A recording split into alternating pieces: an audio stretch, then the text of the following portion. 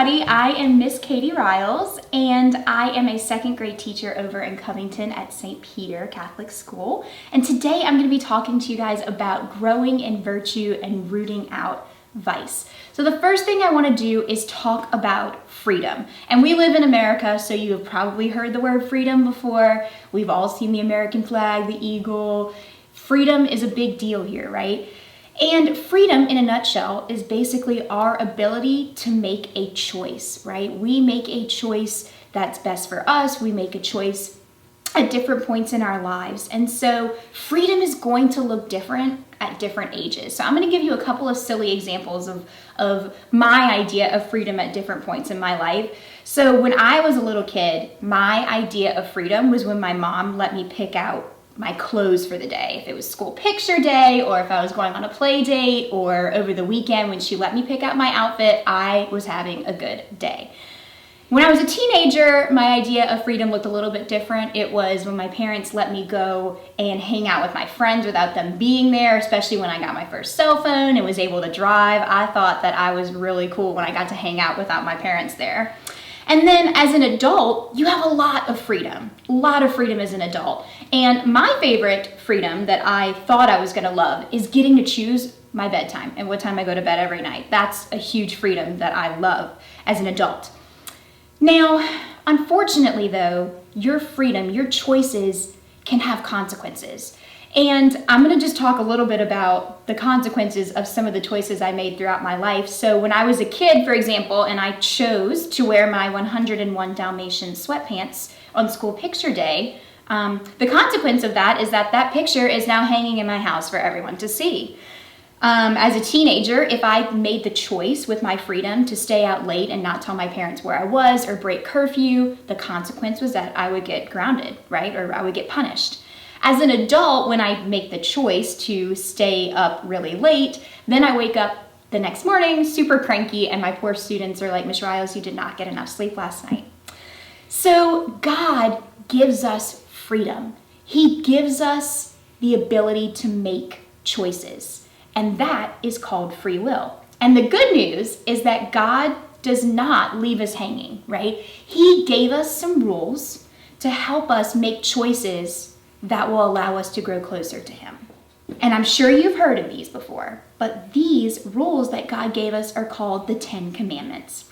Now, as a teacher, when you come into my classroom on the first day of school, I do not expect my students to memorize 1,000 rules for my classroom, right? And the good news is that God does not do that either. He gave us 10 rules, which I feel like Moses was pretty excited about, because the idea of Moses trying to carry thousands of commandments down the mountain, I think he would have struggled a little bit. It would have been a little heavy, so only 10 was a little bit more bearable, right?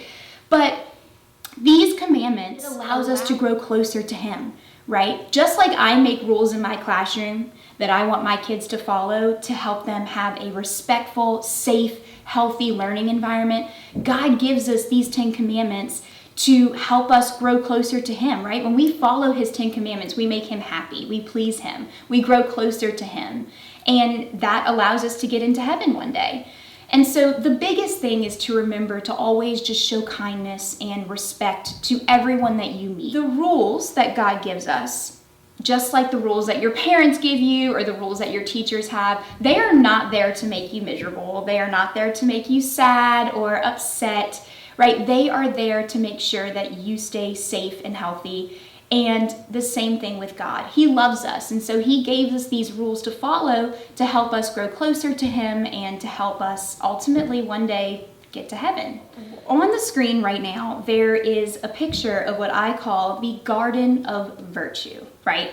And at my school, one of the things we used to say, a little catchphrase, was holiness grows where kindness is planted. And so if your garden of virtue, right, your soul, I'm picturing, is a place where you make choices that please God, when you use your free will to please God, your garden of virtue, right, your soul is going to be beautiful, right? It's got a bunch of bright flowers and the bushes are neatly trimmed and everybody wants to come and look at it and take pictures, and it's just a really beautiful place to be, right? When you follow the 10 Commandments and you show kindness and charity to others and you obey your mother and father, your garden of virtue is going to be beautiful.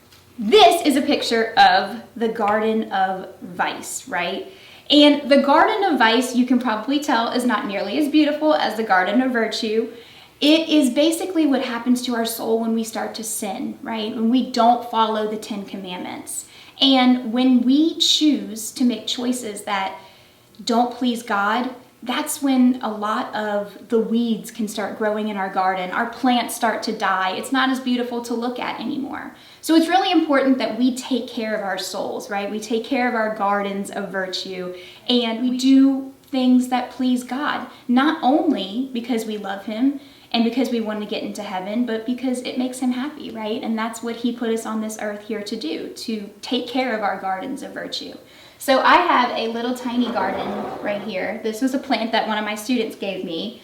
And it used to be really pretty. It used to have a bunch of flowers in it and all of that. But unfortunately, some really negative things got stuck into my garden, right? Some vices, some sinful behavior. So I'm gonna just go ahead and we're gonna pull out all that nasty stuff to hopefully make our garden look beautiful again.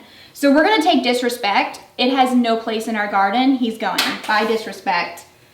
Lying, no time for lying. That's gonna ruin our garden. Goodbye lying. Cheating, absolutely not. God does not like cheating. We're plucking it out of the garden. We're weeding it out. And I don't garden. I kill pretty much every plant that I have. But this garden, I feel like, will be a little bit easier to take care of.